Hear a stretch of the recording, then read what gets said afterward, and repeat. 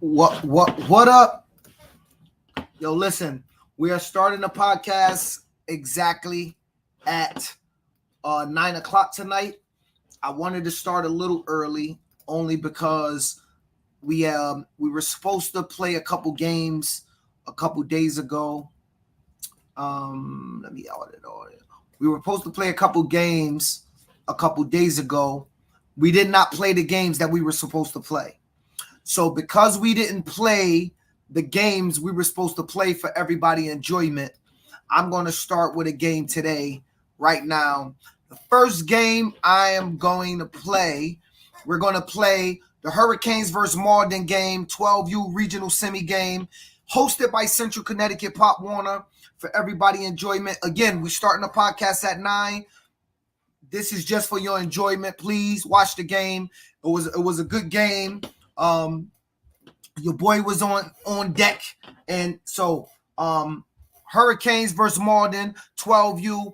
I'll get back with y'all at 9 o'clock. Peace.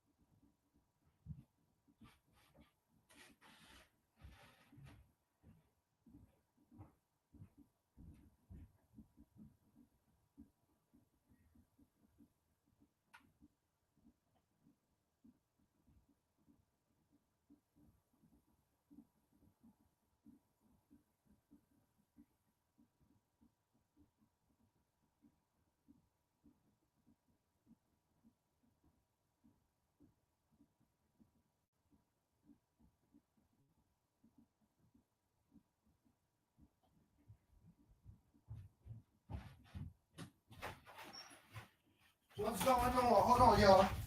Whew. What did I do? It ain't playing? Oh, man. I got to turn off all of these. All right, my bad, y'all. Y'all looking at my notes. Hold on. Y'all looking at my. Let me turn off annotation. Sorry. Annotation's off. All right, here we go. I'm playing it off the huddle. For those out there that got huddle, this game is on huddle. That's why I was getting a little glips. I'll be back at 9 o'clock.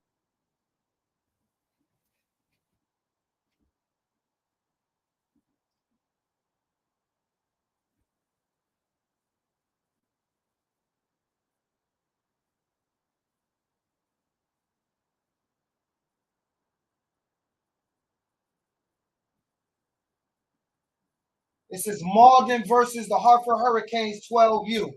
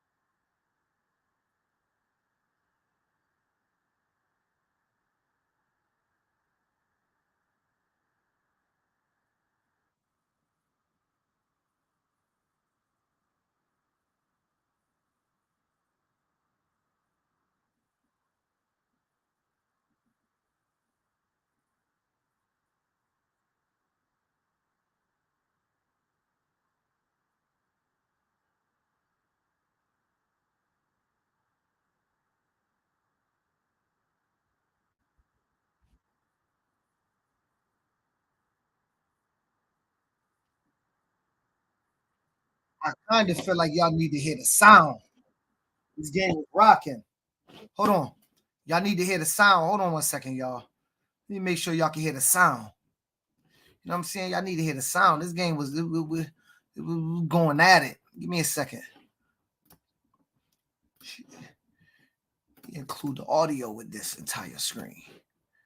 I don't know if the sound could be heard.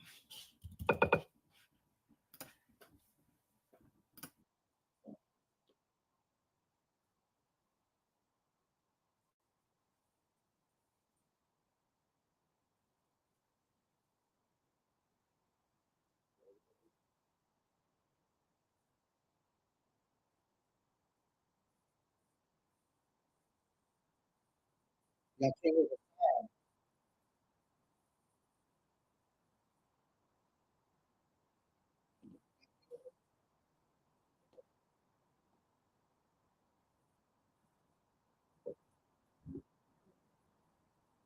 Martin was playing. I gotta give him props. Damn, I'm gonna put the fire up later, man.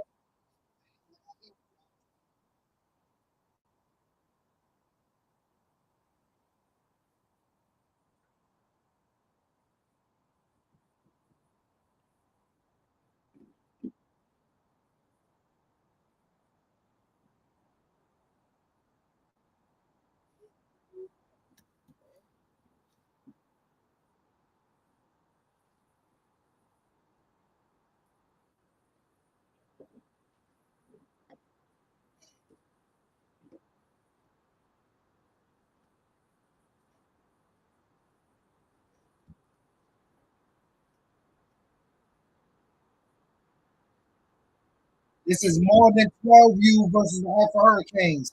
Y'all can't hear the sound because I'm playing it off a huddle. I didn't download the video. Yes. Oh. This is actually a regional game.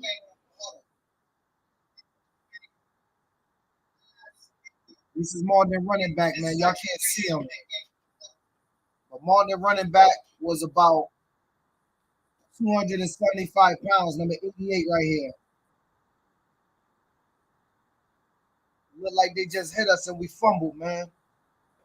Y'all know how these games go.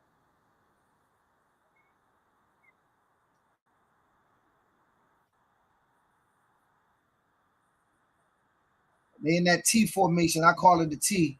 Here go the big boy around the edge. We got to him.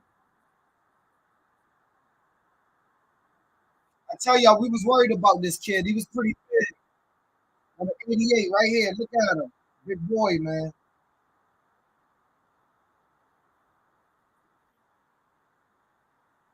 Right here. This was a big boy, man. Stopping him running the ball and he run hard. That was tough. I give him a lot of props.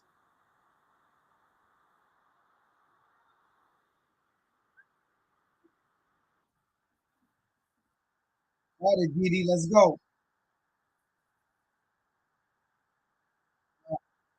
Going. We kept going, D. Our eye, let's go. You know when they get cold, sometimes you just gotta run right at them. That's 4 yards. I know this ain't exciting stuff. Some of y'all 4 yards ain't good enough. Boom, boom. Oh, look at the run. Oh, oh, oh, oh. Y'all see that blocking in the interior? For my linemen, my line people, look at the blocking in the interior. Look at the blocking all the way.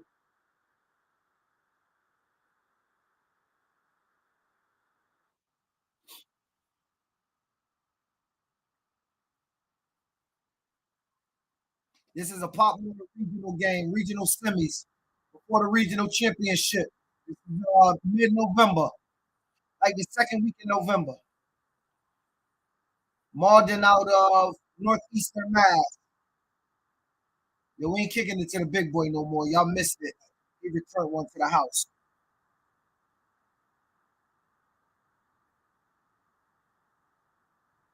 I feel like they got their line in the back. So they might have got it. Oh, he popped out. Good defense.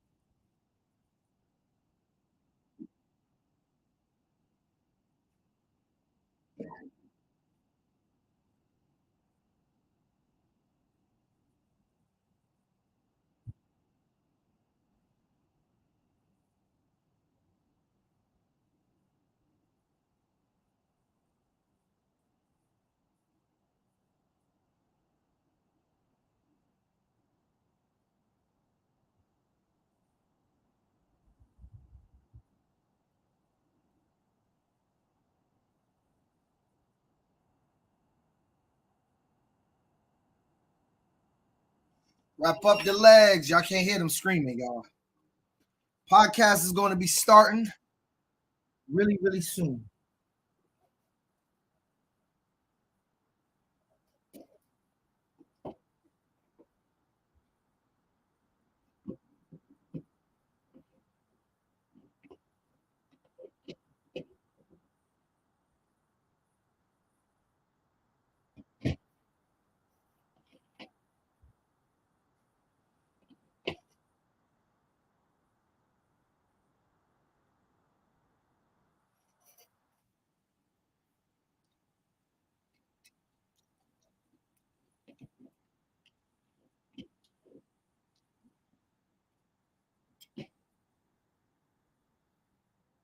All right, let's stop that. Y'all know what it is. Y'all know what the time of it is. We got 5 minutes. We're going to go ahead and get ready to start this podcast.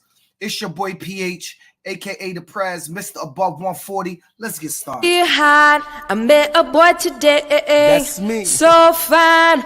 If you know, tap in, share the post. It's your boy PH, a.k.a. The Prez, a.k.a. Mr. Above 140. Come to my town and get with me. She love I'm around.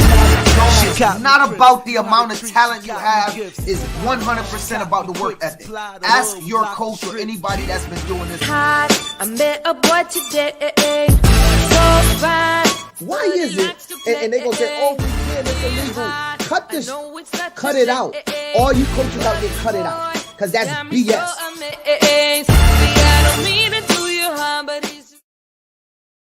What up? It's your boy PH, aka The Prez, aka Mr. Above 140, and we are back with another exciting episode. I know we started it early because I just wanted to play a game.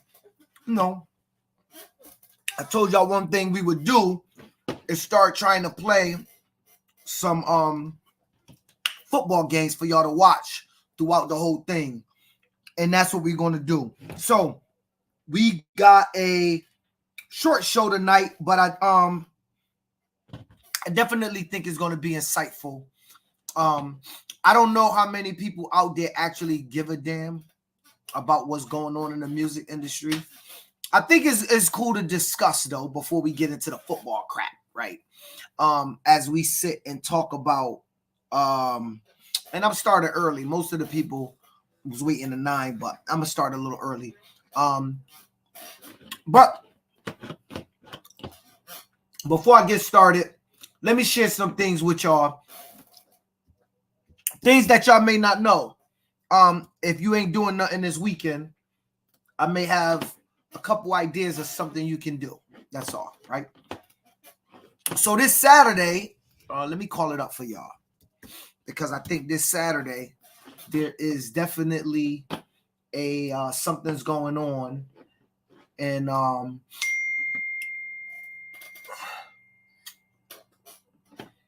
let's see if she would provide. Allow. All right. So this Saturday, I think there's a flag football event going on out in it might be Stratford, Connecticut. Let me share the flyer so that everybody know what's going down. There's gonna be a bunch of teams from all around New England is actually going to be there. I think it's being thrown by the guy Sam Singletary. Sam will be starting soon, y'all. I think he's going to be starting. Sam is kicking off his own new flag or 7-on-7 program. So this is going down. See these games? Let's see what we got. We got the Head Tap Boys versus the CT Pride. Shout out to Rob Best. The Huskies versus Wakeman. That's Bridgeport on Bridgeport, y'all. That's going to be good. Bridgeport on Bridgeport. I think that's hard. We got CT Superiors. I don't know who that against BTB. Now listen, I'm gonna tell y'all Connecticut. Not contacted me and said that it was up for all the Connecticut teams. Y'all better be prepared. He told me he coming in to crack some of y'all heads wide open, obviously on a football tip. Not, oh, that is Bridgeport. Yup. on a football tip, not a violent tip. So don't get it. Yo, listen, Sean, I eat fruit during the podcast, brother, because this is like time I'm supposed to be eating dinner. I cooked tonight, and my kids ate all the food, so I'm stuck with this for good. But yeah, so we got then the CT Pride playing BTP, then the Huskies, and where's the CT Superiors from? Do anybody know where the CT Superiors from? I'm trying to figure out where the CT Superiors from. I never heard of them. But anyway, if you're not doing nothing this weekend, pull up, man. I think it'll be a great day of exciting football. You know, when we out at this time of year, I'm gonna try to pull up. I usually don't go to any 7-on-7 or flag events, not because I think I'm too good, but usually I'm like busy, right? Like you guys are with family and stuff. In the off season, I really take an off season. But if you're not doing nothing, I suggest that everybody pull up and go out there and represent what you can represent or whatever. But that being said, we'll get back to the I want to talk to everybody out there about this. Something I want to talk about. I'm going to share this, then we're going to talk about it on the back end. This is the new NFL kickoff rule I think they're discussing.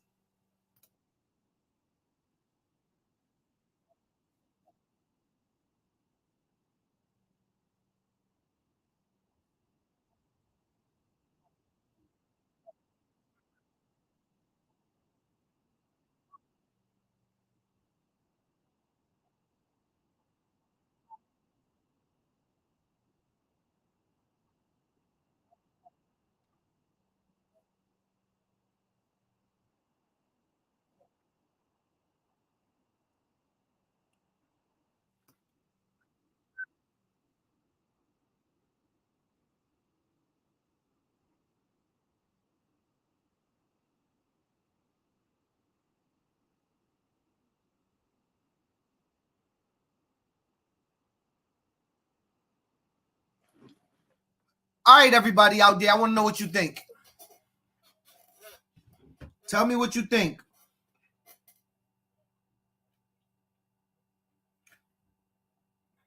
Do you like the rule or not?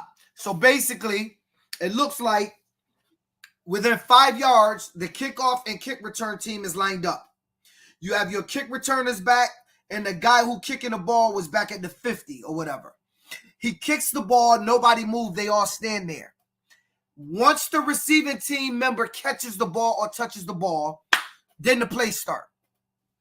I think Pop Warner typically follows the NFL very, very closely. They typically change their rules to match and kind of do. Oh, you know what? I never shared it. Anyway, they typically change the rules to to try to do what the NFL does. So I guess my question is, do you guys think that we should follow that rule? Kel, what up, Kel? Do you guys think that we should follow the new rule that the NFL's doing?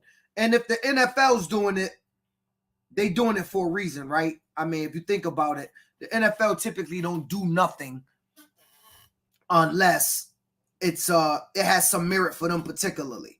And so either they got statistics saying this is a better. I'm assuming that, I think, if I'm not mistaken, y'all can correct me. This came up in XFL, I think it was. The XFL does kickoff like that. Let me keep it up for those that might be just getting on. We're talking about the new NFL kickoff rule, right?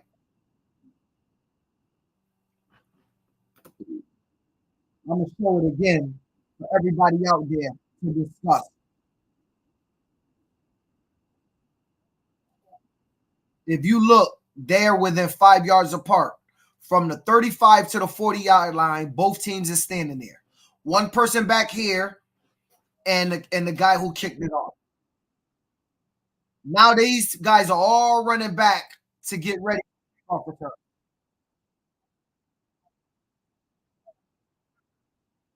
at it again. He's kicking from the 50, right? He's kicking from the 50. They're at the 40. They're at the 35. Everybody's standing there, still not moving after the ball is kicked.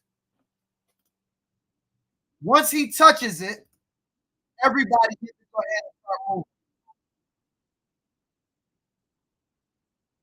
So once that happened, everybody's going. So my question to y'all out there is, do y'all think that this is a better way to do kickoff? And for Pop Warner people, should they bring back kickoff and do it this way, as opposed to AYF people who still doing kickoff every level? Do you think you guys should change your kickoff to be like this? I'm gonna be honest with y'all. My initial looking at it, I don't understand the purpose. I don't really see how it's safer to do a kickoff like this as opposed to a regular kickoff. I mean, I maybe because these guys here aren't running full speed all the way down, but if you look at it, he's here. So let's say 5, 10, 15, 20. They're still getting a 25-yard run at the kid. And I mean, let's be honest, if you back this group up to the 40 back here, they're likely to have less steam because they had to run 60 yards. Now they're only running 25 yards. In my mind, they're going to be running faster with higher energy because all you did was take away them running 40 yards. I don't, maybe it's me. Maybe y'all can help me because I don't understand the purpose of what this change does. Like, he kicks it from here and they're 5 yards apart. He get the ball. To me, is worse. That front line is not about to stop those group of kids running. So he's about to get stuck. Like, they just about to run full speed at this kid and tackle him. At least that's how my mind works, right? Is that, I mean, maybe it's not that many kickoffs for touchdowns anyway. So I don't see how this make it safer. I feel like all of this crew is going to run by these kids. Now there's one kid back here that y'all got by themselves, or two kids, is about to get stuck by itself. You know what I'm saying? And so I'm just a little wary about thinking that we should automatically adopt a rule like this. Because I mean, like I said, I don't understand why they're going to the rule. I really don't. I don't see how this is going to make kickoff more safe. Now, this kid broke 5 tackles. Newsflash, on any play, if you break 5 tackles, you could potentially break. So the kickoff had nothing to do with the fact that he ran for touchdowns. I think that the fact that of him running for touchdowns don't really matter in the grand scheme of things. So T, I'm sitting here talking about how I don't see how this new kickoff rule makes anything safer. I don't know if you've seen it. Yeah, it's the XFL one. Yeah, so here it is, right? Yep. He's kicking from the 50. This group got to stand still. They're 5 yards apart. Soon as the ball is touched, they can run. I feel like that defensive group standing there, now they get a 25-yard run at this kid. They're not going to be blocked by somebody 5 yards in front of them. To me, you have exposed the kickoff runner. And I think the kids are now going to have more energy to stick them because they didn't run that extra 40 yards. Right. It's not even that. The offense, so the kick receiving team, it seems like the defense sees the ball first. So they see him, right? They see him move first. So the kickoff receiving team, there's no way they're at the same advantage because they don't. Even if they look back, by the time he touches it, if you're only 5 yards apart, you by me. I can't then turn around and block you.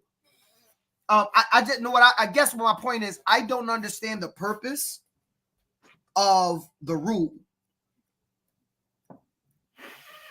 They're going to say they're trying to make the game safer, but I really think is they didn't want to look like the NFL. Why would you take from the XFL? Like, why would you take their ideology? You know, it looks like you guys got no forward thinkers over there in the NFL that you got to steal from the XFL. Yeah, I don't. This is going to actually make NFL players more at risk. I think you're going to have 7, 8, or 9 people all out running at the kickoff returner unscathed, like potentially at least 6. So, I mean, at this point, just opt out of kickoff. In my opinion, take it from 35. And let's be honest, not many people get a kick return in the NFL nowadays because these kickers kick it straight through the field goal. Right, because they moved it up. They moved it up so there was less returns. No, there's not many kickoff returns going down. And then they said, I don't like it, but people are jumping the gun. All the other levels have to adopt this rule before it goes. Just because the NFL did it doesn't mean it trickles down like that. Nah, AYF is typically slower. Pop Warner usually adopt everything the NFL does. The NFL uses Pop Warner as his little guinea pig. For instance, the NFL was talking about getting rid of kickoff years ago, remember? Yeah. Who got rid of kickoff? Pop Warner. It's true. They got rid of kickoff. And when they first got rid of kickoff, I don't know how many people out there remember this. Pop Warner partnered with a concussion app, right? And what the concussion app did, T, was you were able to put in, now it didn't have any equipment, but you were supposed to put in all the concussions you had that first year we adopted in Pop Warner, the no kickoff rule, all of the concussions you had in your program on the day. I had a concussion, a kid got up, he was fine, I sent him to the hospital with his mom so that they can gather this data all around the nation. Now, it wasn't mandatory. I think that was the problem. But they went to this system where they wanted to gather information on, is this not non-kickoff rule, is it working? You know what I'm saying? Is it working? And I don't think that it did anything particularly. If I'm gonna be honest with you, I don't feel like it did nothing to make the game safer. That's just my opinion. I don't know that, but that's just my opinion. But yeah, so I think that let me ask you this, T. Do you think all youth football levels should get? I think the only people that's doing kickoff still is AYF at like 8U, 9U. Yeah, I don't think we do that. 8, I'm not sure. Remember, I've been out of practice with AYF for a couple years now, but I don't think at 8 there's special teams. I think at 9 it starts. I believe special teams start at 9. I believe so. I hope. I mean, I don't think it's a whole. I don't. We don't. How do you feel about the New Haven Steelers? No Somebody's comment. trying to start some. Yeah, that's no comment. No comment. I ain't paying attention. Deontay, what that mean, Deontay? What are you trying to get at? Yeah. Do you think I like the fact that they don't do kickoff at that level?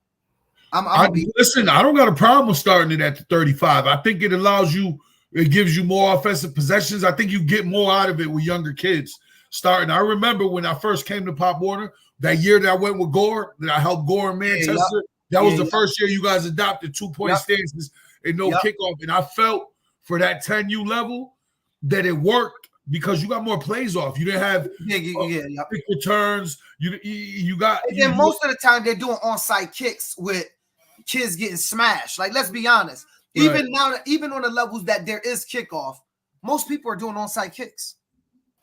I didn't mind it the first year I did it with Gore. I minded it when I went to PAL and we played the spring with all those new rules. I said, dude, you can't play football like this. Like, you know what I'm saying? But you was at 12U. Y'all play high school rules. No, but when I first took my team over, I took them over when they were still 10. You get what I'm saying? Oh, okay.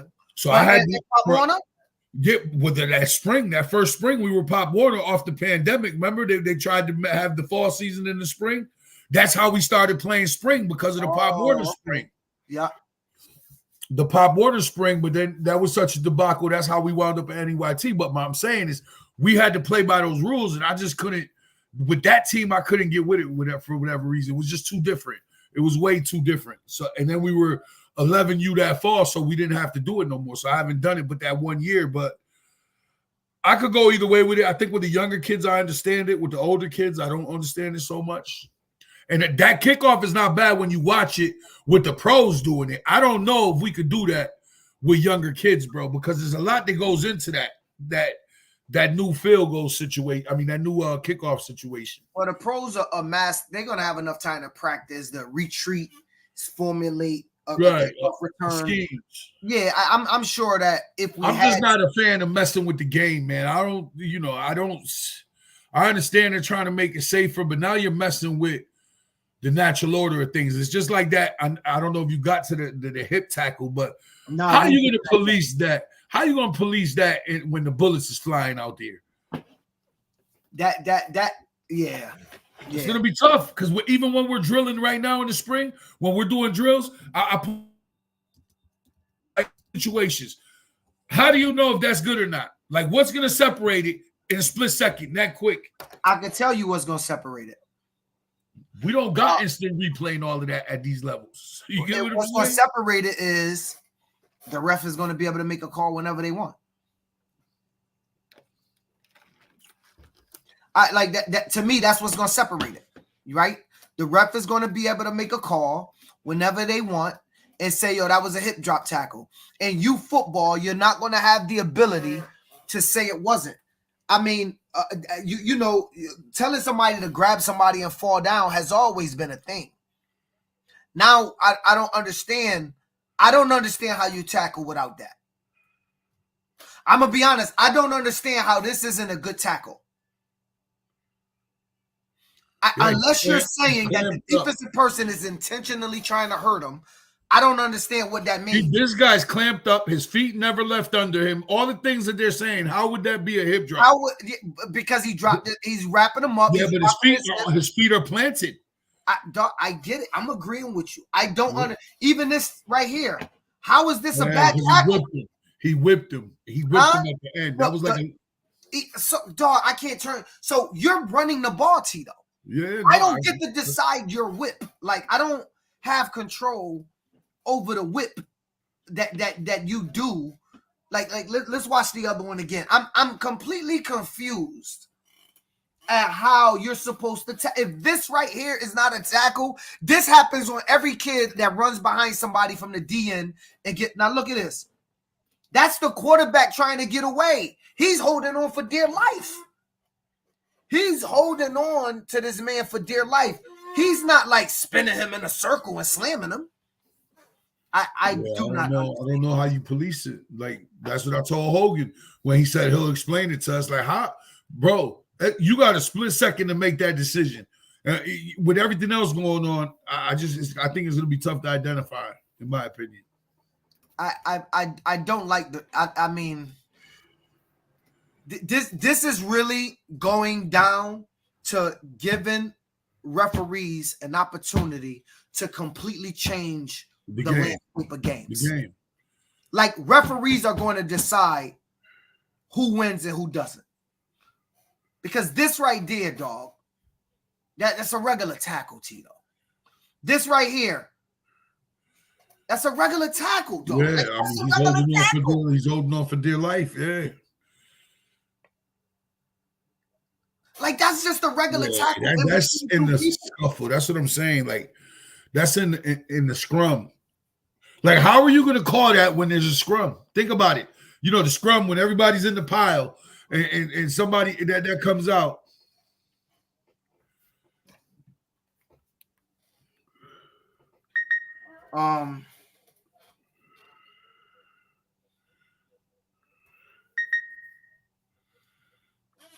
Yeah. To me, that's a regular tackle.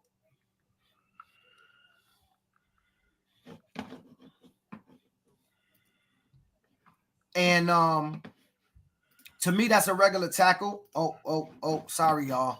It's Facebook. It's not me. Look, it's Facebook. That's because we're talking. They probably got us in the algorithm. No, it showed a young lady.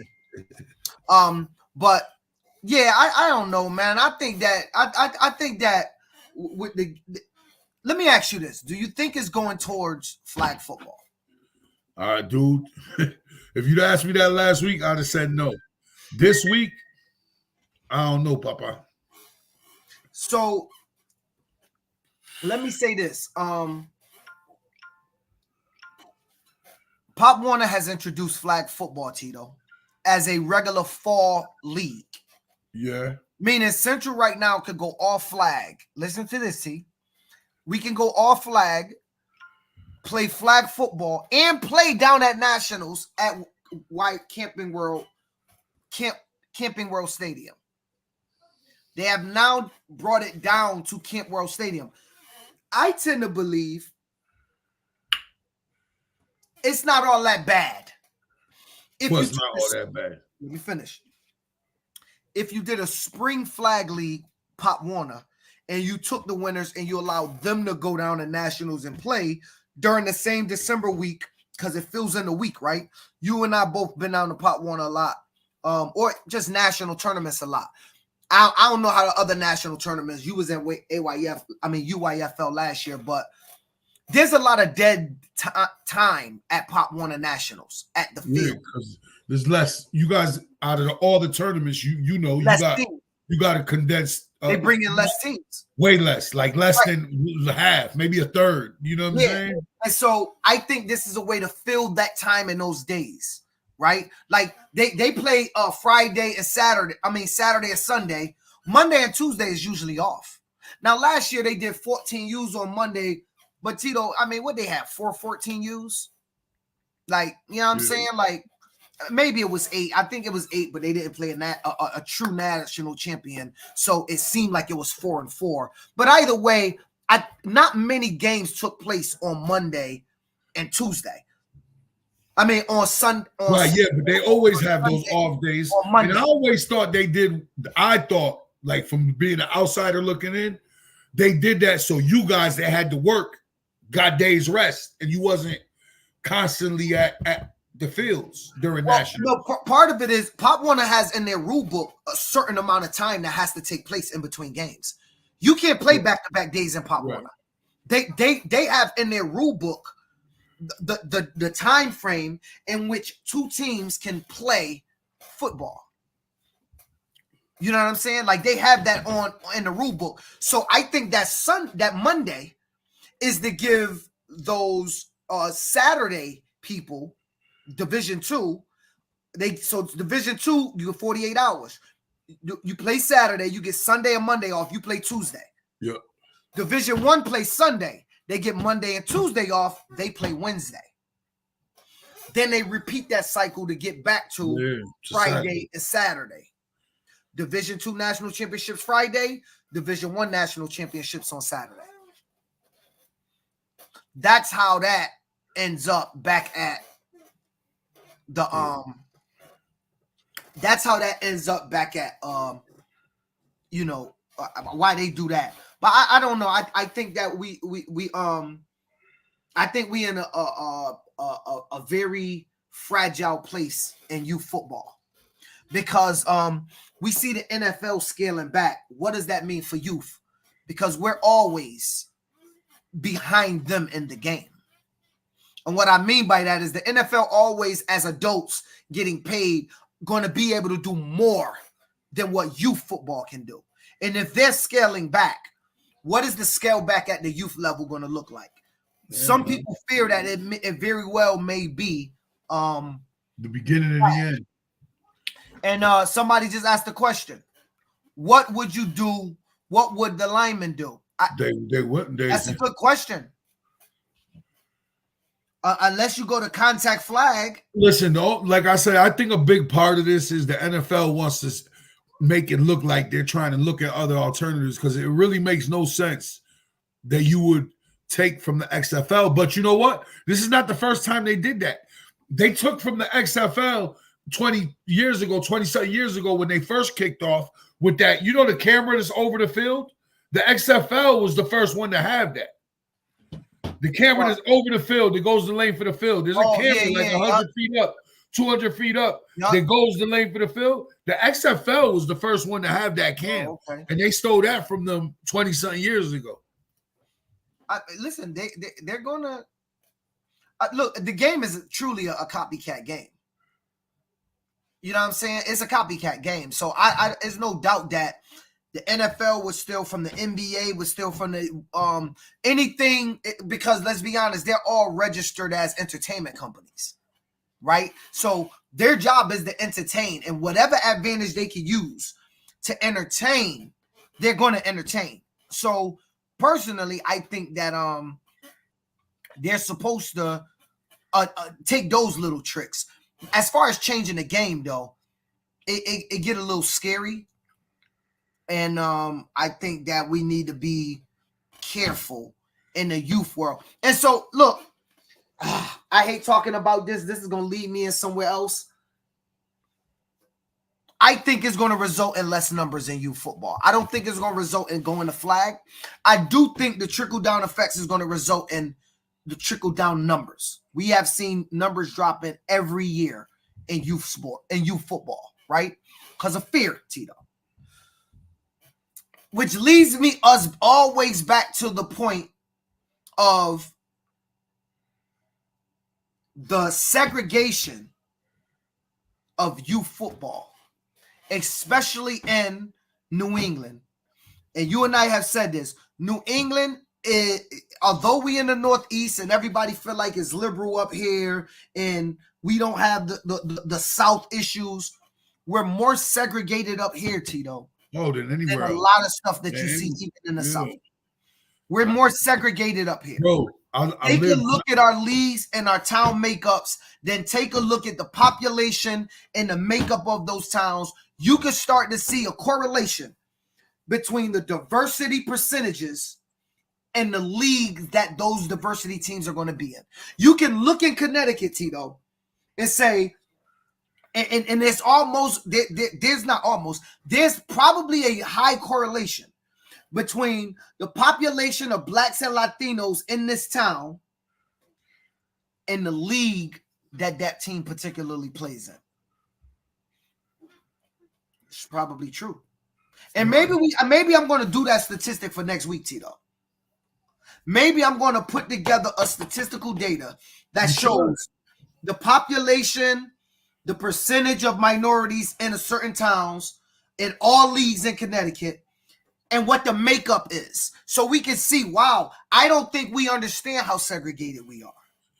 Because I don't, and some people, for some, it's not intentional. It's not, because we talked about this though. Remember, everything that that we think is normal, we've been programmed to believe that.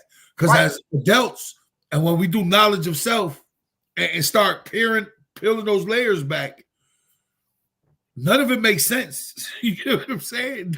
But it's so normal to us, we don't see what's wrong with it. You get what I'm saying? We don't see what's wrong with it at all. Right. And again, and it's almost like the Matrix. It's really like the Matrix. It's like, you know, we've been programmed to believe like it's true. Like, just let's look at the sun. Let's talk about the sun real quick. Right, why would you want kids locked into school all day when it's nice out? You get what I'm saying? Like, let's think about this. You want to have class outside? I don't know if you have class outside, but let's just think about this. When the day's most vibrant, we got kids locked in a school during the most vibrant hours of the day. What's the alternative? I don't know. I'm just saying, like, I ain't following you with the conversation here, brother. What are you talking about? I'm just saying, like, just a simple concept like that. Like, let me just say this. I think that it don't always come from a place of prejudice. It comes from a place of normalcy. And maybe normalcy, maybe complacency is. That's what I said. No, it's normal. We view it as normal. Complacency, where programs see the makeup of a league, population, diversity numbers, and they say, "I feel more comfortable being there." Well, that of course. And so what happened is, league says, "No. New Britain, I don't want you in this league because it's uncomfortable to have you. I am not racist. I am not prejudiced against you. I actually have no problem, and I have no problem with you, Tito, or your kids. I don't think you're the right fit for this league.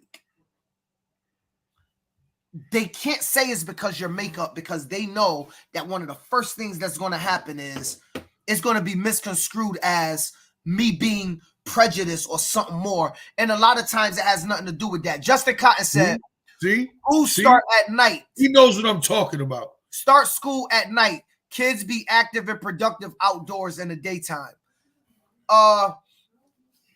Hey, Justin, there's a study. He's a teacher. I got you. I'm a scholar, so I'm going to give you a study. I'm going to find it. There's a study that talk about, it's not about when you go to school. It's more about the duration of time that you're in school, that your brain can only conceive so much information in the span of a day. How productive are kids going to be at night? Like, how productive is your son going to be going to school at night, Tito? If you let him go play all day. No, but maybe, how productive is he going to be? Why couldn't school be from 3 to 8 or 3 to 9? I'm not saying go way into the night. What you so get we're talking about changing the culture of the country. Okay, let me ask you this, Tito. Let's say I make you a single father right now. Your kids go to school from 3 to 9. Can you get them to school and drop them off and do everything you still do right now? Well, no, probably not, because during the day will be a problem. But you're talking about changing the daycare system in the country. Like, it's a bigger conversation. I'm saying we're programmed to believe that everything that we think that is normal. What I'm trying to get you to see is everything that we believe is so normal that we don't look at this. But like how this came about is when we talked a couple weeks ago. I said, yo, in Connecticut, we're so programmed to be the way we are that you don't even realize until you're other places how segregated we really are. Because I've lived in Virginia. I'm in Florida all the time. Those places are nowhere near the places I've been to in Virginia and the places I've been to in Florida are nowhere near as segregated as we are in the East. Let's just look at Hartford and Middletown. Two simple instances I'm going to show you. In Hartford, you have a completely African-American side, basically, and a completely Hispanic side. That didn't happen by mistake. In Middletown, you got Route 66 that cuts through Middletown. To the right of it, however you want to look at it, one side of it is where all our people are. On the other side of 66, you can't even find them. So, I mean, that didn't happen by mistake is my point. We think it's normal because we see it every day. That's what I'm trying to get at. But if we changed it your way, Tito, in 50 years, wouldn't they be conditioned your way? Dude, I'm not saying I got the answers for all of this stuff. I'm just saying what we begin to see as normal sometimes may not be so normal. I agree. Like, look, and y'all could go to the journalist resource. They say that a 4-day, not work week, a 4-day school week results in higher test scores. I believe less stress on kids and students. Look, in Florida, for instance, right? I think they start school. They're out of school like soon. Yeah, they out of school in Georgia too. I think they get out of school really, really early. They're out of school really early, which leads us to our next question, Tito. We talk about what we've been taught to believe in all of this. It's no different than what's going on, I guess, somewhat in the music industry. Well, hold on. That's a whole no. Before we go there, because that's going to go a whole nother place. No, I'm not. We're going to have to go there. That's going to go another place. But somebody sent me something that's good as far as the segregation. When you were talking about the leagues. Yep. The leagues are going to look at it that it's all population. You know, they're going to look at all the populations of everybody, right? Like, that's what most people do. Secondly, they're going to look at fan behavior. And thirdly, certain leagues don't want preconceived all-star teams in it. And that's basically, I think, is part of the truth of Connecticut when you see. When you say fan behavior, let's talk about that for a second. We talked about how many stories came out. Hold on. Let me do this.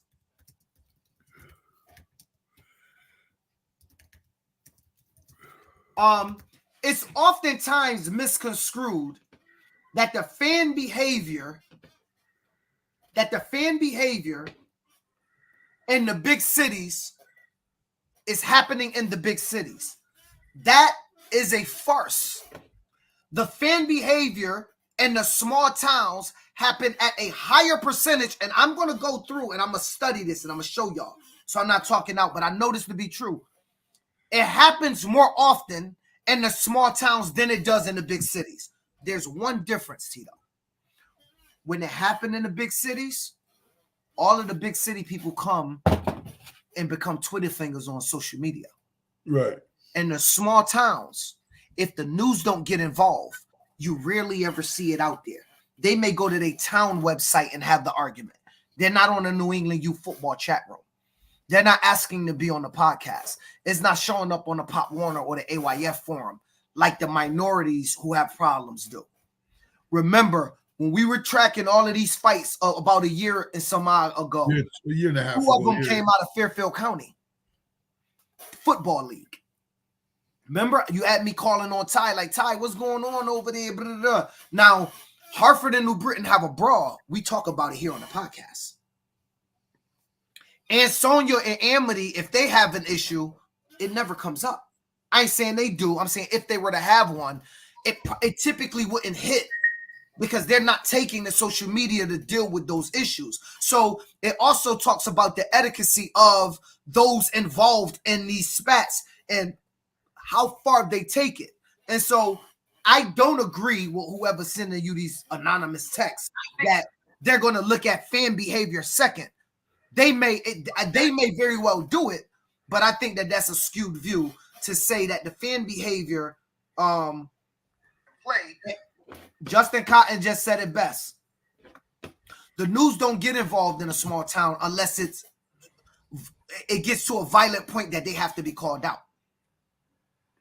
A couple years ago, Tito, me and Aunt Sonia program, we never even fought at the field, Tito. Yeah, I remember that. It hit Channel 3 News. They came to our field the next day. They went to Aunt Sonia field. You know how many times that happened? Tito, AYF championship. There was fights this past year, East Hartford. Yeah, I was on the other side with you. I'm just saying. But we heard about it, right? We heard about it. I know for sure. And I know somebody got sucker punched for sure. Right. But one thing I know. How we hear about it? We don't hear about the sucker punches that take place in the small towns. Yeah. It happens in a vacuum. It doesn't make money in a small town. The small city brawls increases the small towns, bottom line. So, Tito, our coach is reckless. Our coach is reckless. I don't believe it's so much reckless because, like I said, for the most part, nothing that I've been in 23 years, and Phil got another 20-some years in it too. How many times has there really been true violence? Now, we've seen a couple dust-ups. Yeah. I know of a couple real situations that happen, like rarity situations that happen a couple places. But for the most part, most of the things I've witnessed is just a whole bunch of hooping and hollering and no real violence. Eric, are you talking about youth football culture or the inner city culture?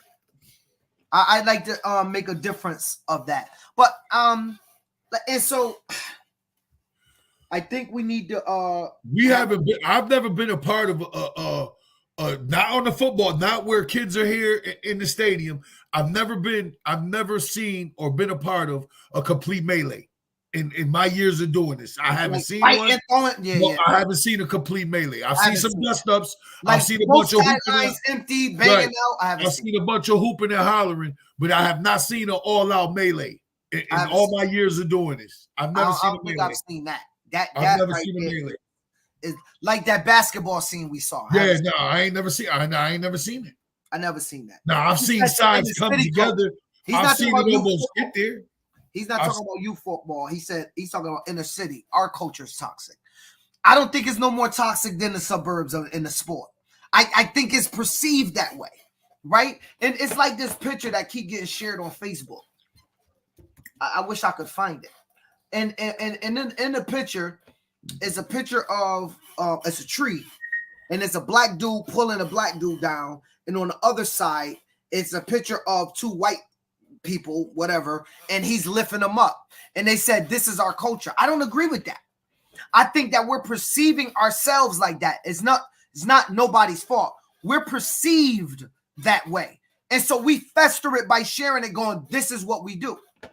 I don't think I see a lot more of brothers building brothers up, brothers helping each other with their businesses, brothers going to buy clothing from their counterparts. And I don't see the tear down culture and the tear down mentality, me personally, amongst our people that's so far. Now, the hating is different. Hating is not what I'm talking about. But I don't see brothers really get. I see more support among our community than ever. And here's why, Tito. We have to. Listen, I want to do something, Tito. I want small town presidents. Some of us that have these inner city programs, we don't have these options. We don't, the options we have, we don't have very many options. We are where we are. Like, so we got to kind of figure it out amongst each other. We ain't got no choice. I'll tell y'all a story that I didn't run. I was contacted by a small town out of CTYFL, Tito. And they had a story that they were thinking about sharing with me. And it was some people, I'm trying not to, so they won't know. Some people did something to a Spanish young man, right? And the culture was so small that they were able to pipe the story down from getting to me by getting police officers in the small town to threaten the parents of the kid from leaking anything to me so I can talk about it. I spoke with the mom who said, I can't do it. They had the police call me. And I'm like, that is the power in a small town. The police called the parent to not leak out audio that the parent had of the youth program talking derogatory to this young man. The reason, and I know people are out there going, well, why you got to say he was Latino? Because it was pointed out by the person in the phone call. And so I think that situations like that never get out. We don't have the ability to pipe that down in Hartford. No police chief calling me, calling my parent. This dude's got to deal with murders, not that they don't in the suburbs, but on a mass scale, those relationships aren't there. And so I want to ask all of my small town people in Connecticut one thing. If you're president, feel free to answer. This is not a cast. Or any small town in New England, any small town. Or any small town. I got a question. What would it take in your league for you guys to play consistently New Britain and Hartford and Bridgeport and Springfield consistently? Let's be honest. Some of y'all are losing anyway. I want to have a candid conversation.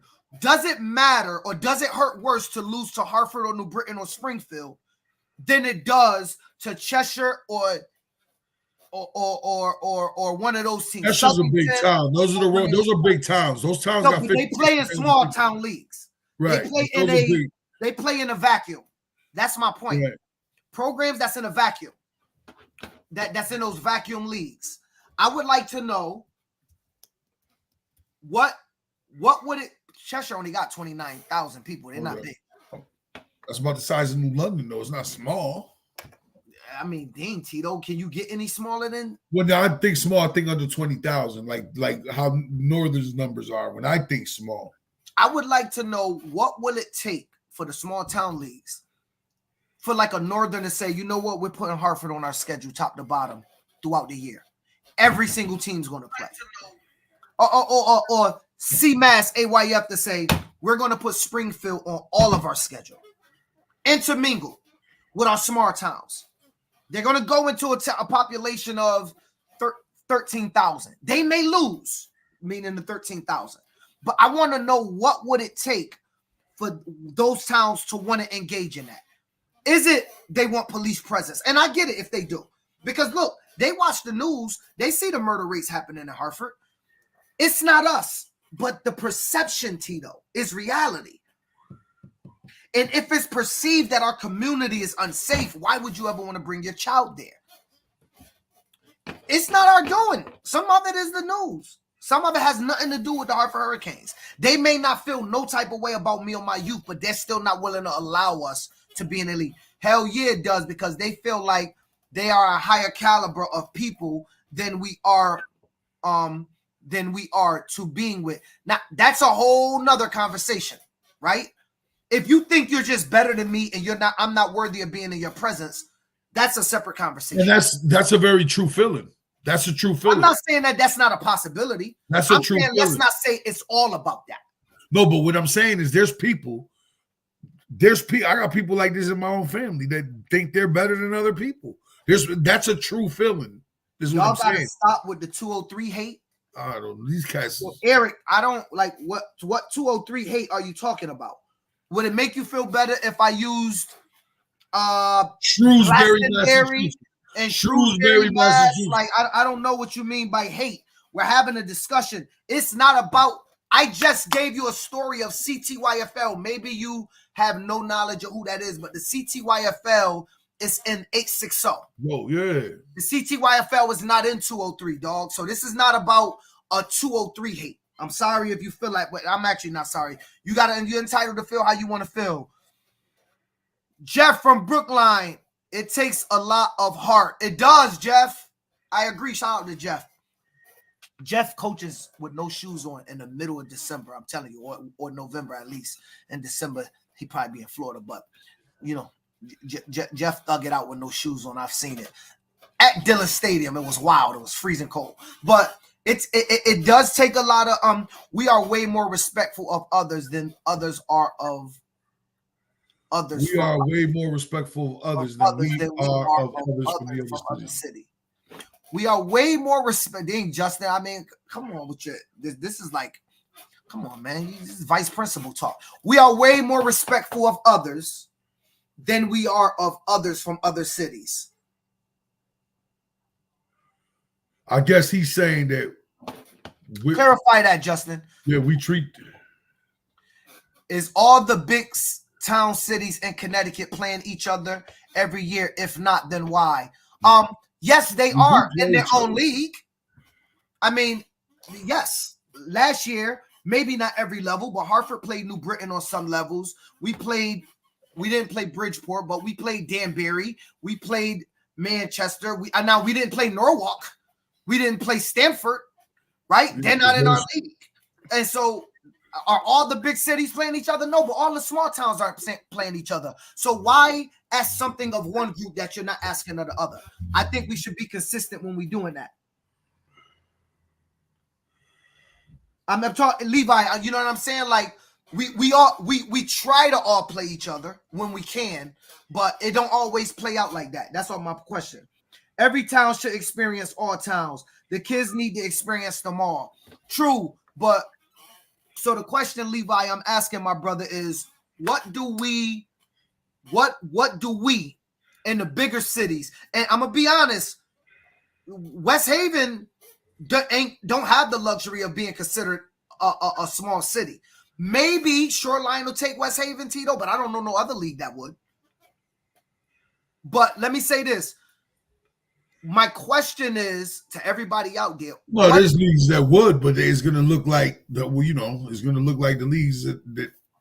What is it that we can do? And now look, it's unfair to ask us to do it, but I'm going to ask this anyway. What is it that we can do in the big cities for you small towns that make you want to make you feel more inviting of us?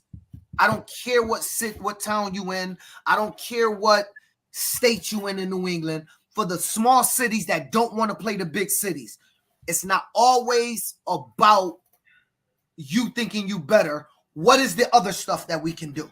And this is a conversation where y'all can give us feedback. Me and Tito may not do nothing y'all say, but at least we know, hey, you want to play over here in the Nutmeg League, Tito? Here's some of the things you can do.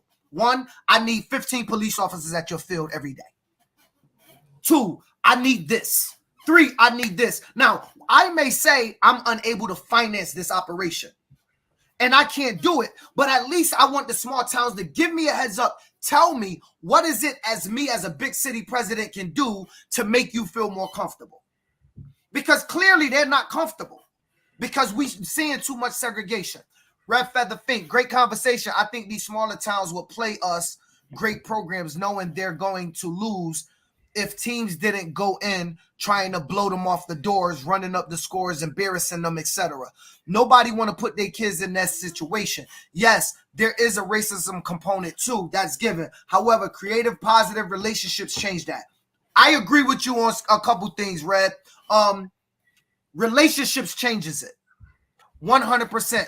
I think that we in the big cities gotta have to understand there's a time and place to do your barking, pull out your chains, walk your mask, play your boom boxes, show your belts, and it's not against the towns that Red Feather's talking about. That's when Hartford and Dorchester's playing. That's not when Dorchester's playing Shrewsbury, Southbridge. That's not the time for that, right? Because like you're saying, they require, or their approach to the game is different. I think also big cities, knowing our environment, that matters a lot. We have to know the environment we enter in, understand the complexities of that environment. And yes, this is not a knock on the big cities. We got to know how to conduct ourselves in certain environments. I'm going to give everybody out there some advice because a lot of y'all do this. I'm going to use myself, but y'all know y'all also do this. And I'm going to just use myself because I want to knock y'all. There's been times, Tito, when I first started the Hurricanes, that I went from being on the block with my boys at night, going to work that morning, going to the block with my boys, and then going into a meeting with the mayor. Those are all three different times of three different environments in which I need to know how to conduct myself. In each environment, I need to know how to properly conduct myself when I'm at work, how I'm conducting myself when I'm on the block, how I'm conducting myself when I enter a meeting about funding with donors or in the mayor office asking for resources for these children. And so knowing how to do that, I think what Red Feather's saying is, yo, we got to be able to play these towns, and they don't mind losing, but we don't have to run down their sideline or stick the flag in the middle of their field. Why do it? Do that when you come to Hartford, because we with the uckery, right? We with all the BS, so it's okay with it. Justin said, isn't D1 versus D2 about big, small, and small versus small? Supposedly, but no, Justin, I don't know. I'm gonna give you some Pop Warner information, Justin. There's no national Division I, Division II criteria. I'll give an example. You have towns in Boston that's Division II. In Connecticut, Boston could never be Division II because most towns in Connecticut go 65,000 and up is an automatic D1. If that makes any sense to you. You know what I'm saying? So I got a couple here. Yup, go ahead. Some people are saying it's different goals, that the bigger cities, inner cities, or some of us national brand folks, we play to go to Florida. These smaller towns are getting ready for high school. You don't see Georgia scheduling Western Connecticut. True. False. I completely disagree with them. But go ahead. And then the other one I got is they don't want to be around the minorities. They scared from a talent standpoint. They don't want cats leaving a bunch of Dutch guts at the field. They don't want the speakers banging. It's completely different cultures. True. I agree with that. I agree. Because it's true. We do a horrible job of, we don't mask some of the cultural stuff that we have in the inner city, even at youth events. And I've heard other people complain about it. You know, even myself, I'm going to do a better job of picking and choosing my spots of when we're drinking beers and not. You know what I mean? Like, we all could do a better job of that. I will agree. I will agree that I want to push back on that person real quick. You don't see Georgia schedule Western Connecticut State University. That was the first question. Right. But that's because they can't. Number one, they can't do it. But they did schedule Tennessee Tech, right? And beat them like 50-0, right? Because they can. And that's two different cultures. Walking in the Georgia locker room, I guarantee you ain't the same to walking in Tennessee Tech. Alabama played Western Kentucky University. Different culture. They played the game. And so Western Kentucky probably can ask to get out of that division if they want. So could Chattanooga get out of that division if they want. Austin Pay, who plays Alabama, who they lost 40-0, can probably get out of that division. That's getting stipends to play them though. So I mean, this. So no. He didn't use money to do it. So I'm not gonna let him use money to justify his argument because that's not true, right? So we do see different cultures coming together for the game, right? That's number one. If you want to get into money, then he should have made money part of the reason, because Western Connecticut would definitely play Alabama if the check was big enough. I can guarantee you. Oh yeah, to go over there. Clear. They play that game in a heartbeat. They're losing to freaking somebody up in Maine. They'll definitely take Alabama and lose. Number one. What else did you say? Number two, they don't want to do. Let's stop acting like they don't smoke weed out there and drink beers at their game. See, we I'm gonna read you the second question. Hold on. We too often box ourselves in with acting like the suburbs don't do what it is that we do. We're just looked upon differently when we do it. Tito, you sometimes sit on the podcast and you smoke. I mean, you smoked when we first started, right? I just had got in. I'm wet. No, but you smoke. Yeah. You know how many I don't smoke at all, Tito. You know this. I went to support my man who opened up the dispensary in Manchester. This is a guy's honest story. And he's the COO of the dispensary in Manchester. My man opened it up. I said, I'm going to go support him. I don't even smoke. I ain't never been in no dispensary, but it's around the corner. I'm going to walk in. I'm going to support my guy because I think it's important that we support each other. Went over. Never told him I was going. Went over. Gave my ID, was like walking in the, Men in Black.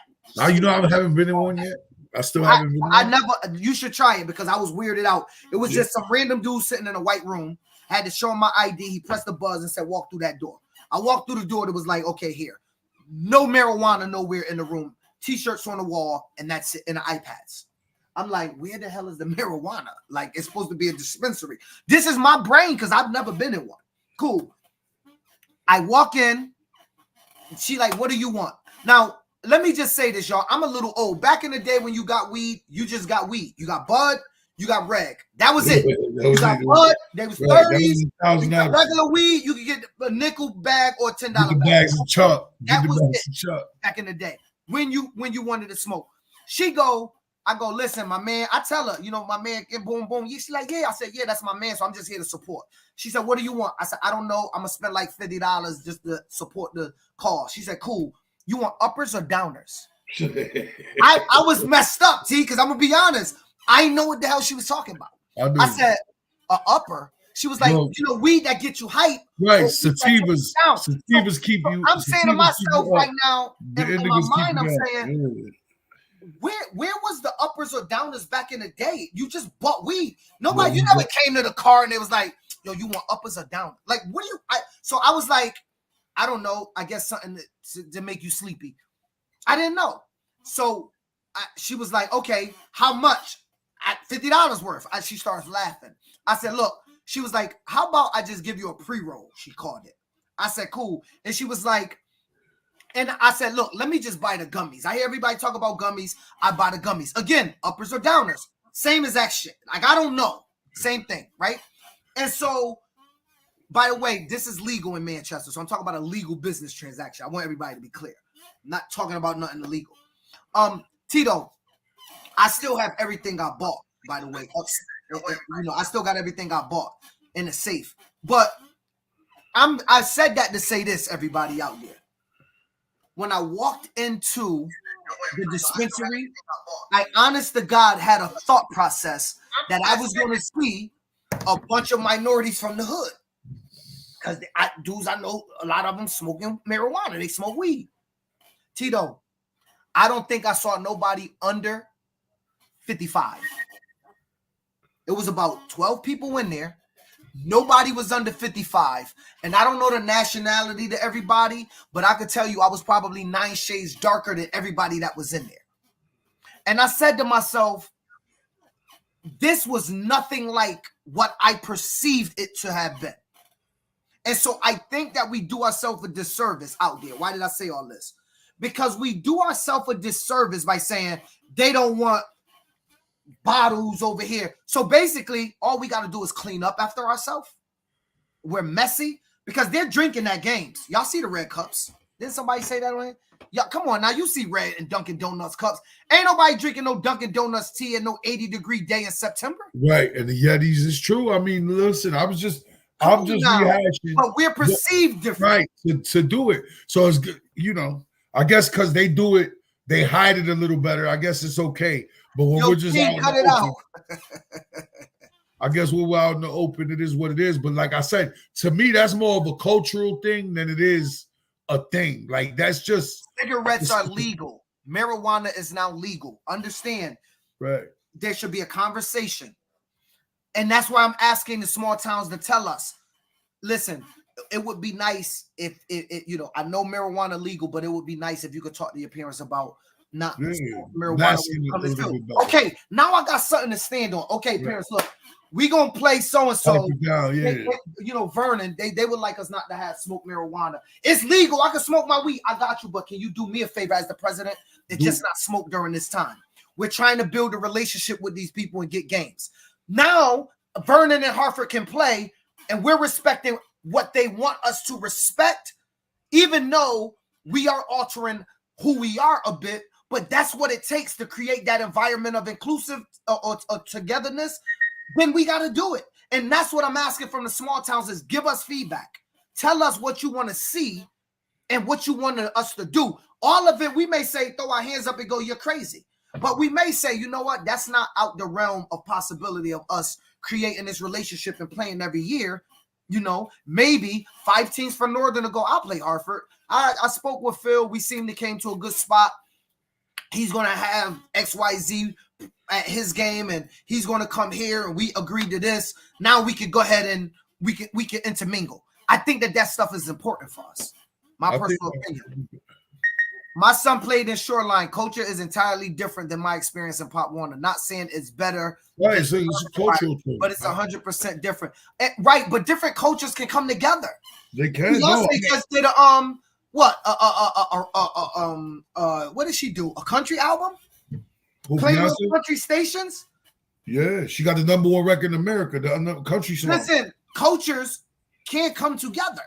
So I agree that it's separate cultures, but that doesn't mean the cultures can't intermingle, and that's my question. See, come on, let's not get crazy. crazy. Will Vaz said we don't give up, but we do. Will, see, that's not true. We do care. I don't know how many about y'all, but Tito, I have conversations with my parents all the time. Like, listen, we going to so-and-so.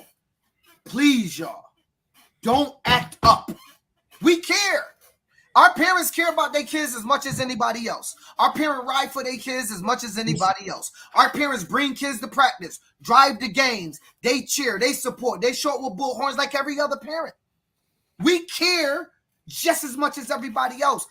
I keep trying to draw back. I think it's a good conversation because I know I've seen even our own people complain about some of our behavior, and looking at it now as a man is getting older and growing, maybe we could do a little bit of better job of masking our cultural ways of doing things. Is my point.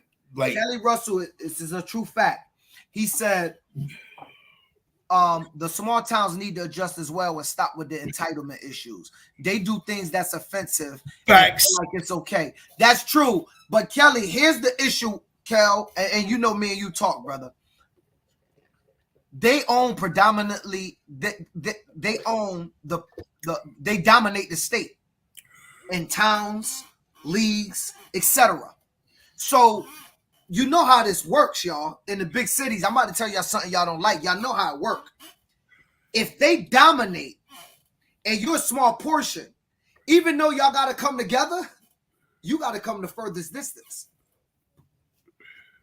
Tito, you know how it is. You dating a girl and you into her early on, and she say, come to my house. You say, come to my house. 2 hours. And she say, come to my house. Is it snowing? You go to her house. You going. Right? Going. Right?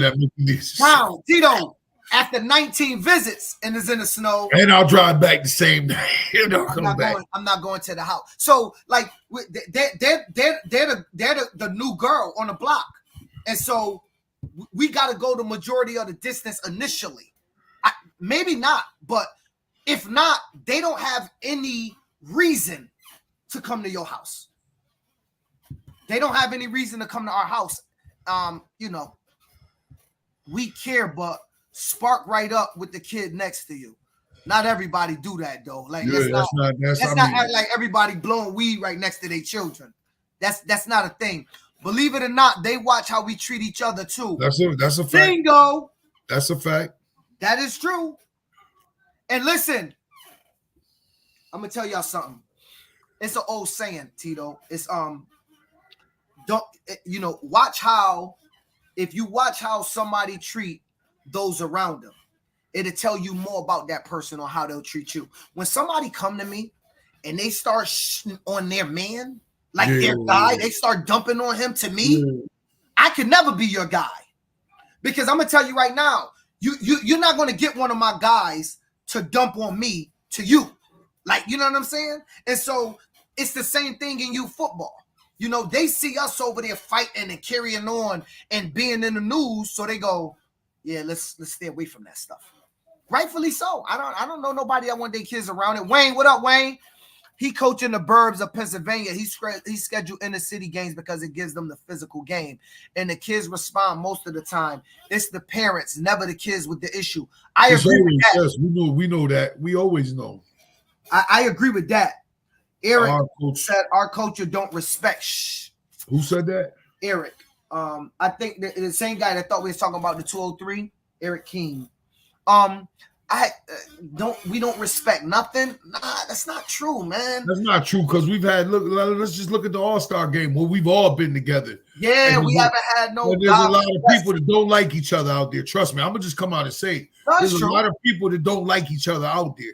Like really don't mess with each other, and for the most part, we're all able to figure it out for that day. We're respectful. Right. You know what I'm saying? We come out, we respect each other, we walk by each other, and we all there, we root for the kids, and we don't let the pity pat stuff get into we don't get into the pity pat stuff because honestly, there's other events for it. And please, let's maintain that standard. At least, do whatever you do when you go back to your programs, but at least for the All-Star game, if y'all could do me a favor, maintain that standard, because what we don't need is that coming while we have schools there to see these children and all that. I know you guys as adults are very important, and some of y'all may very well be more important than the kids, but let's just please try to maintain that standard. Let's get to the finisher, bro. Because it's just too big of a story not to talk about it, dog. Hey, Eric, what you mean we making it happen? What we make it happen? People not respecting nothing? I don't know. I don't know what you're talking about, brother. But feel free to write in. We'll talk about it. Our culture don't respect. I said y'all making it happen.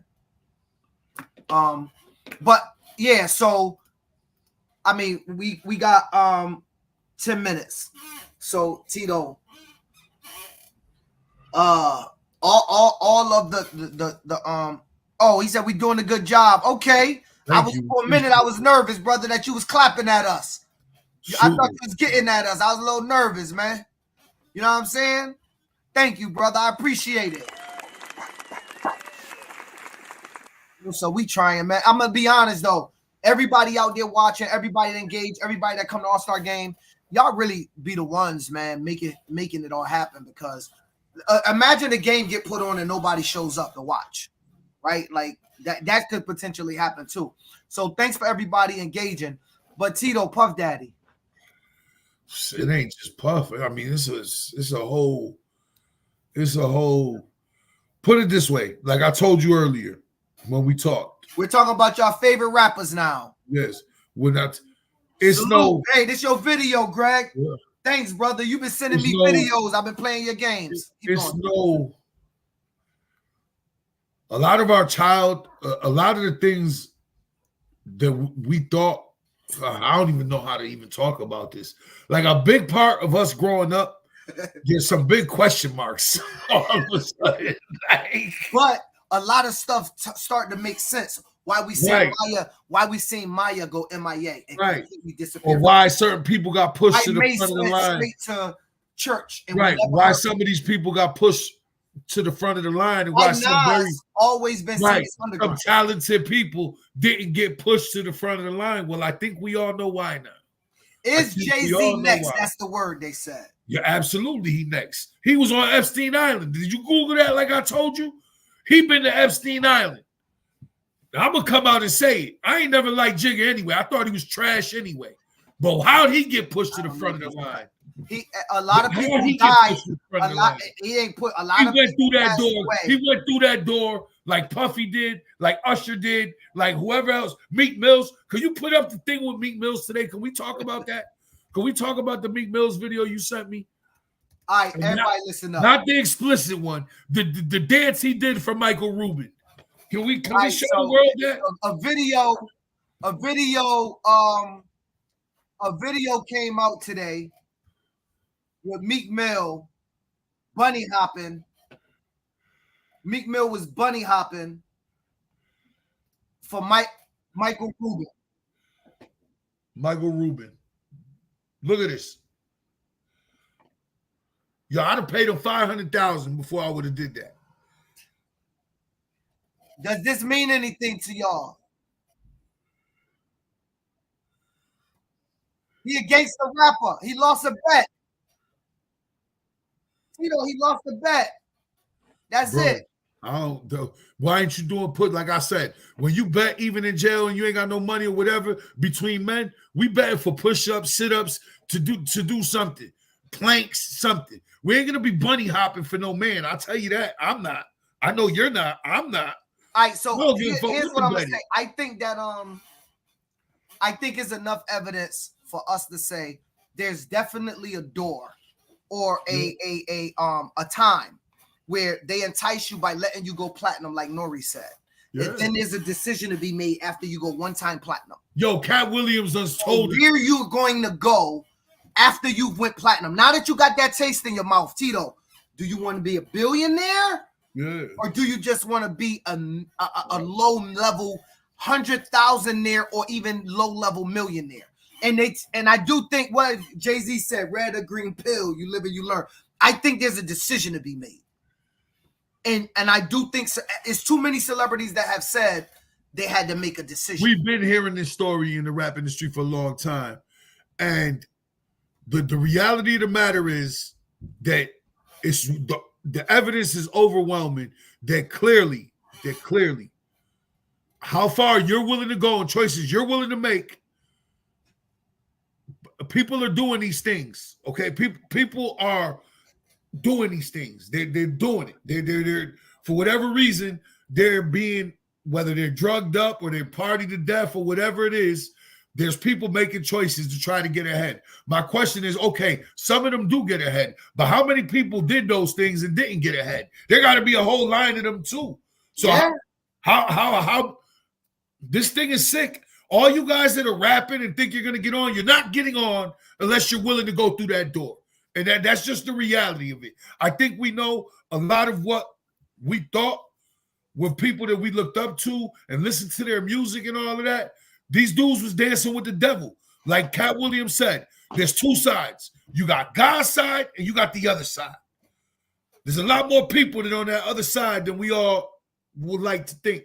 You get what I'm saying? Like, there's a lot of people that chose to go to the other side. And it's unfortunate. It's unfortunate because there's a lot of people that we all looked, like I said, looked, whether we were fans, bought their music or whatever, that were involved in these activities. If all of this stuff is true, and I'm gonna be honest, it's disheartening for me. As a look, I don't get personally involved with these people, so I don't care what their sexual orientation is, what they choose to do with their life. I don't listen to nobody music thinking that they are what they said in their music. I will say I admired Jay-Z the hustler, Puff Daddy the hustler, right? And billionaires, because I, at least in my perception, felt like they came from the the trenches. The bottom. That they came And with the bottom. Find it there. Out the mud. They didn't Not though. that they got into a room and said, "What is it I Yo. gotta do to sell my soul?" Yo, to the devil? Google. To me, that Google how Bad Boy came about. Clive Davis, who had nothing to do with Motown Records or Bad Boy, is the guy that was behind Bad Boy. And a lot of artists. Clive Davis was behind Right. Jay-Z. Behind Bad Boy. Okay? Was behind Bad Boy. Clive is the same guy that told Jay that Puff- did what he did with Jay-Z. Puff was with L.A. Reid and and Motown.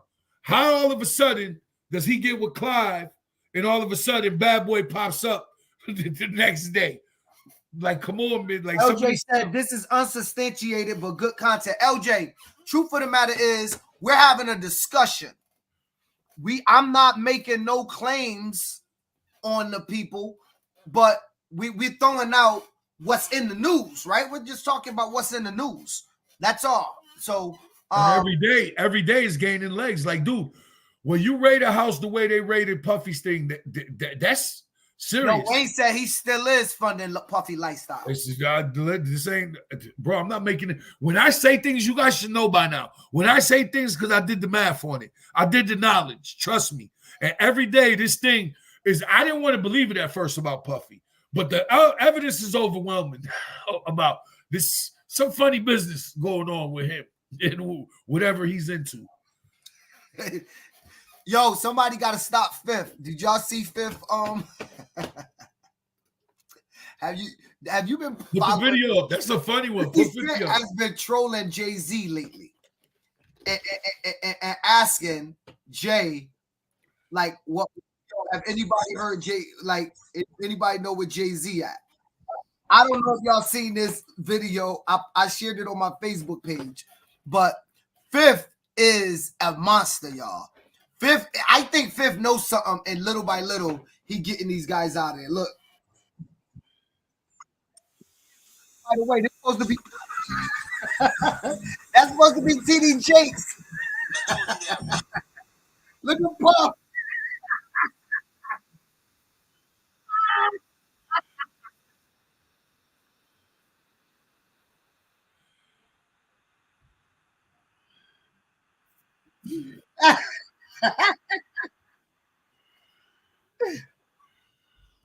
Somebody got to live to tell a story.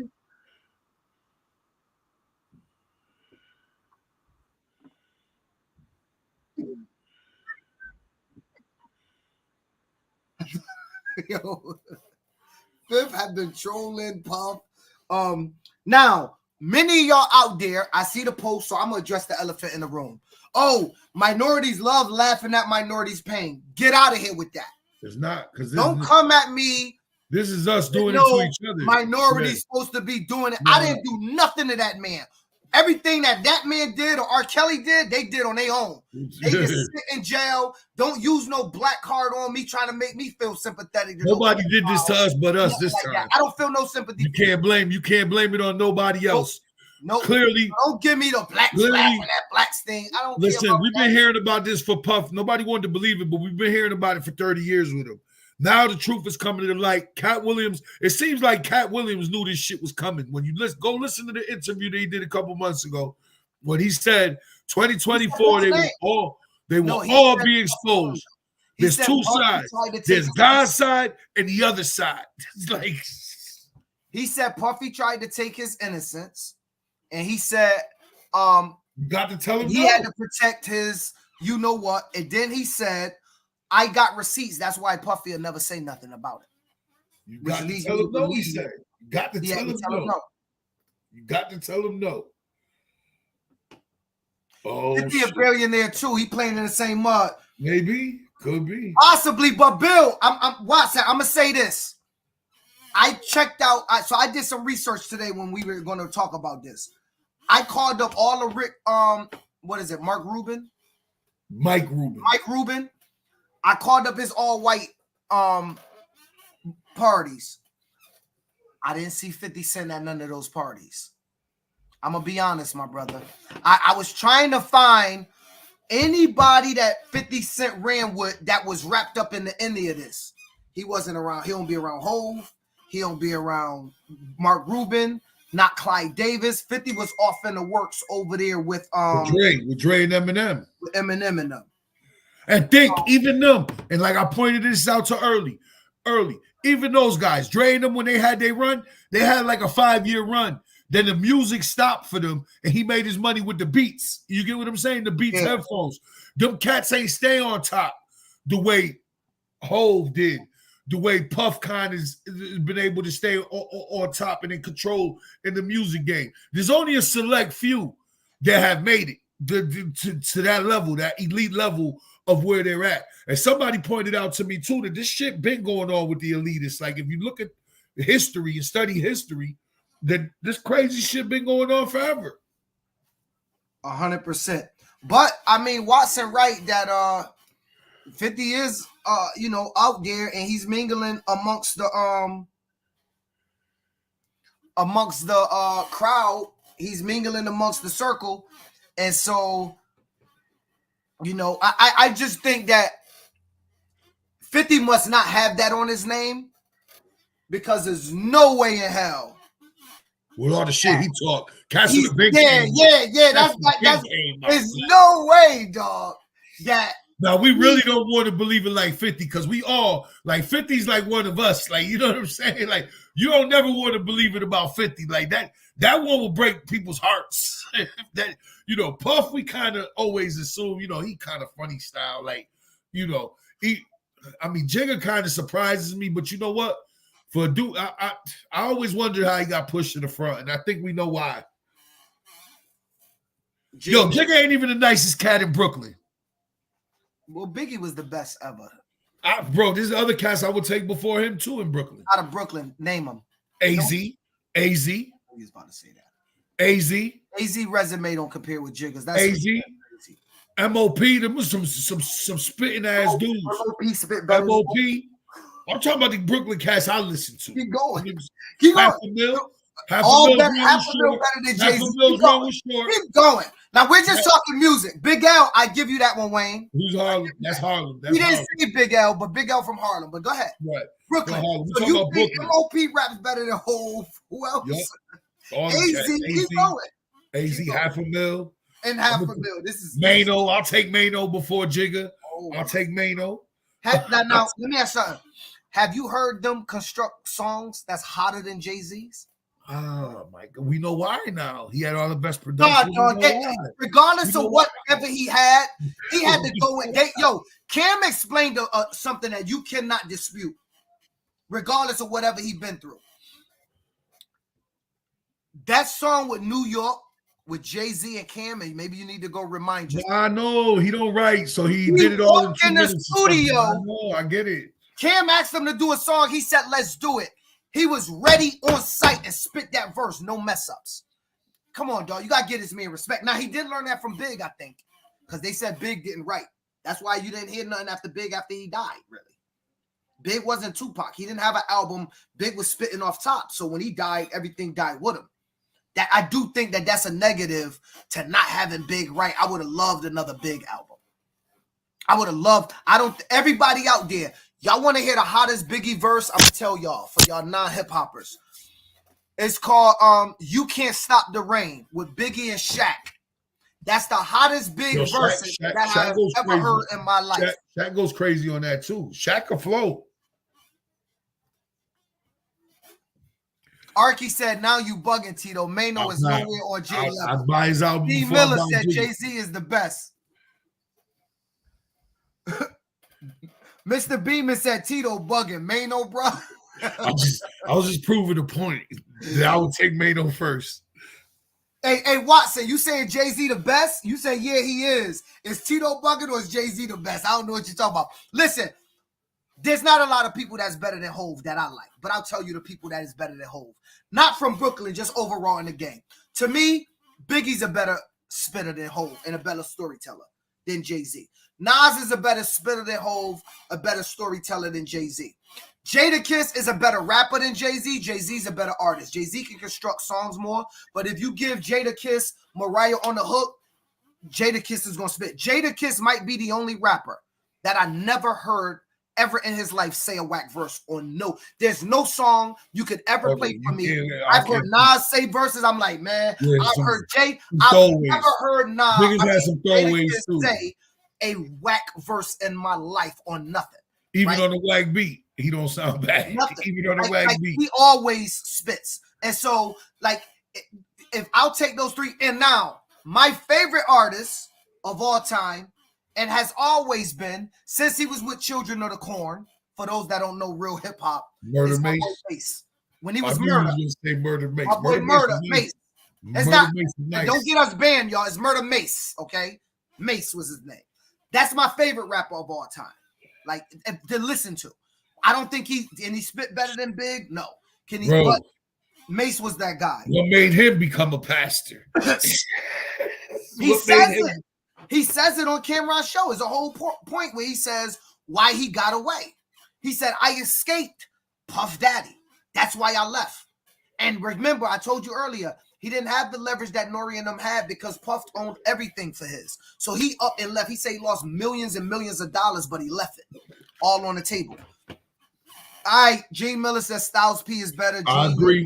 I'm with you, Gene Miller. I agree. Kiss is the best. I agree. Five, Dead or Alive. Big Pun is top three. Absolutely. All right, name the top three rappers. Big Pun is top three. Big Pun won. Name two more rappers. I didn't say you said absolutely. I said he's better than Jigga. I said he's better than Jigga. No, you said absolutely when he just said Big Pun. Everybody heard you. You can't go off that now. We're on YouTube. It's up there. I'll put it. Question. Tito, top three rappers. Go. My top three? My top three could be might whatever. As well say Silk the Shocker and Crazy. I don't listen to nothing unless it's out of New York City. He said, because they on the same level as Mano. He said, Silk the Shocker might have more hits than Mano. I'm just saying. I actually listen to Silk the Shocker more than Mano. Sticky Fingers could be. Sticky Fingers is nasty. He was spitting. Sticky got bars. I will give you that. Sticky got bars. Catch me sleeping on Sticky.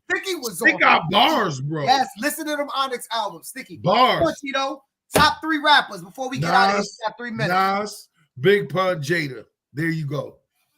Hold on. Is that the Is that what they're ranked in?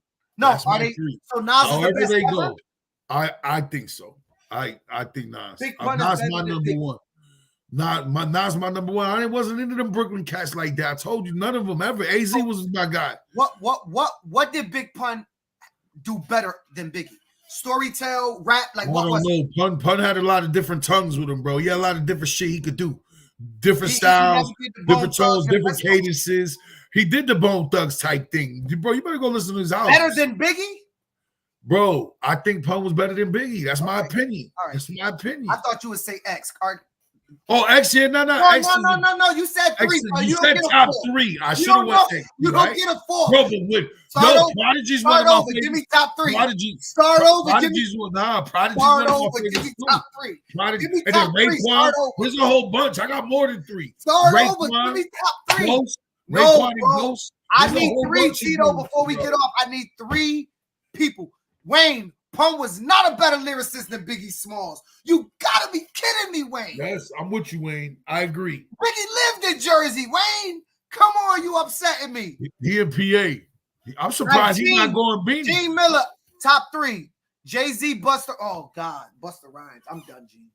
No, Buster. There's a lot of people. There's a lot of people that feel that way about Buster.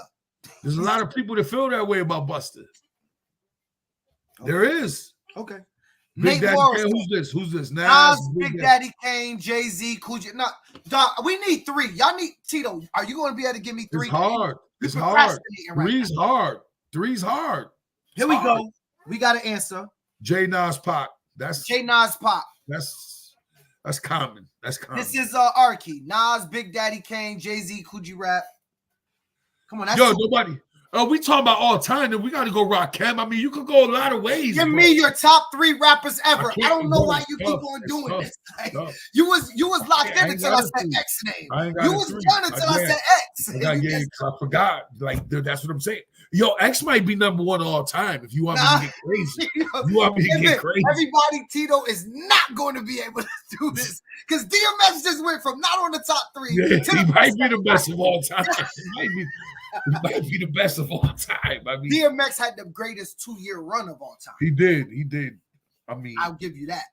Here's another one that nobody talks about. When we talk about pure lyrics, my man, Tragedy Gaddafi.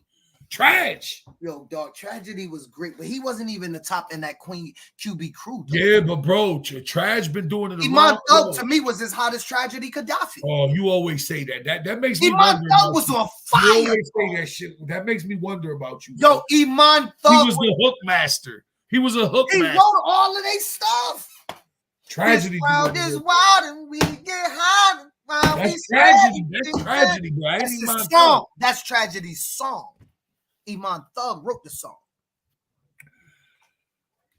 All right. 25 to life. Oh, Mega, yeah. Mega. Yo, you better not. Mega Montana. I swear that. Yo, Make you the kid for the QB. You better not say Mega wasn't even the hottest in the firm. Foxy was hotter than Meg. AZ might have been too. Now Fox was AZ was way hotter than Cormega. Yeah. Yo, AZ is the worst beat picker of all time, though. I will say that. That's what Nas also had too. But you know what? He didn't walk through that door, so he didn't get produced. Right. They didn't walk. They couldn't get the producer. You can't get they couldn't get Scott Storch. That a green pill. You're not couldn't get Scott Storch. They couldn't get Scott Storch. Method Man. Yeah, no, Method. Yo, Method makes the case too. A case for what? Just to be top MC, a top MC. Not, I'm top just saying. Top three though? Maybe top 10. No, top 10. I will say top 10, not top 3. These are top 3 MCs of all time, y'all. I'm gonna give them to y'all since Tito is clamming up on y'all. I can't. It's too many. Podcast. Here we go. Y'all ready? Number 1, Biggie Smalls. Wasn't a greater spitter than the man Big. Y'all forget about what Big did. I get it. Time tend to make you forget certain stuff. But remember, he wrote the verses talking about, I got a story to tell. He did. He was the first one to come with the Bone and Thugs, bringing that over there. He brought being big and chunky and chubby with Cool G shirts cool. Biggie was the one that told us it was all a dream. I used to read Word Up magazine. Like, let's not forget who Biggie Smalls was, though. I love the dough. Him and Jay going back and forth. Blew him off the mat. Biggie Smalls, number 1. Say what you want. Biggie don't have the library that other rappers got because he died early. We got to remember, Biggie died at what, 24 or 26 years old? He didn't even get a chance to live life. He was young. I'm almost lapped him twice. That's number 1. The second name I'm going to tell y'all, it's not even hard to tell. I said the top 3 rappers of all time. There's not a person that can rap better than Jadakiss, potentially on Earth. Nope. Still. Potentially on Earth, there's not a better spitter. If I just sat 2 people there and they just spit, Jadakiss is probably going to out-rap any rapper y'all named. We're talking about rapping, not song creation, not writing hooks, rappers. I'll tell y'all. Big brought the East Coast back. I agree, Watson. He did. Hold on. Illmatic dropped that same summer. Illmatic dropped. The Mob dropped did that album. He didn't say Biggie dropped that same summer. It wasn't just Big, bro. You're not listening, Tito. He didn't say Big first album. He talking about Big E. You forget between Biggie first album and second album, Big ain't do nothing except remixes, and he was still considered the greatest of his time. Biggie blew up Total. Biggie blew up Mace. You'll see with the Locks. They threw Biggie on Carl Thomas. You forget Biggie was breaking artists with 8 bars. Big alone was breaking bad boy artists with 8 bars, dog. The Craig Mack joint with Biggie and Craig Mack. Like, let's not forget. But let me keep going. I got one more to go. And this is a struggle for me. Because this is a struggle for me. The third one is very hard. Because I love DMX. I love Jay-Z. But we said rap. Nas rap backwards through the eyes of a gun. I don't know nobody else that could do that, Tito. whoever rapped a song backwards. It was called Rewind. So he started with the story at the end, and by the time he finished the song, you understood the story if you went backwards. We're talking about the level of skill that it took. And the reason I go with Nas over Jay-Z, because when they was beefing, Jay-Z did Super Ugly, and then Nas dropped the bomb and dropped Ether. That's me. It ended the discussion. That told me, and all things being equal, I had to go with Esco. I don't think either three men walked through that second door, so I've got a good conscience on my hand here. I tell you that. I don't think either one walked through the door. And what Nas did was spectacular, because what he did was he said, I'm not going to concentrate on Cam, Siegel, none of y'all. I'm just going to rap at and cut off the head of the snake. And when I cut his head off, the whole label going to drop. Remember what he called their label? I'm not going to get into that because I don't want it to be banned. Anyway, Tito, it's your boy PH, a.k.a. The Prez, a.k.a. Mr. Above 140. It was great talking to y'all tonight, and I got a special message I want to show for them tonight, Tito, but I'm going to let you go. Go ahead. It's your boy, Coach Career, the General. Peace to the guys in the earths next week. Peace to the guys in the earths. And, Tito, I want to share something because I think it's important that we do it. I'm not going to say the words because I don't want to get banned, but I want everybody out there to look at this. This is up on social media. You become a dumb N-word when you risk losing your family and your freedom to prove to a dumb N-word that you a real N-word. I'm going to leave it up there for everybody to read this. We are guilty of acting on these emotions before, too. It's the truth. I forgot to tell you because the phone was down early. Yeah, that's some powerful stuff right there. Listen, you know what? Hold on. I want to show y'all something. That's some powerful stuff right there. I want to show y'all something before I go because I think it's something more to be said. I want to share this, Tito. I listened to this the other day, and if everybody out there can entertain me one more time, I think this is a more powerful message to say the same thing. I want y'all to listen to this. Please entertain this. Who's this now? Which we can't hear it, dog. You can't hear it? I can't. Maybe they could. Y'all can't hear that?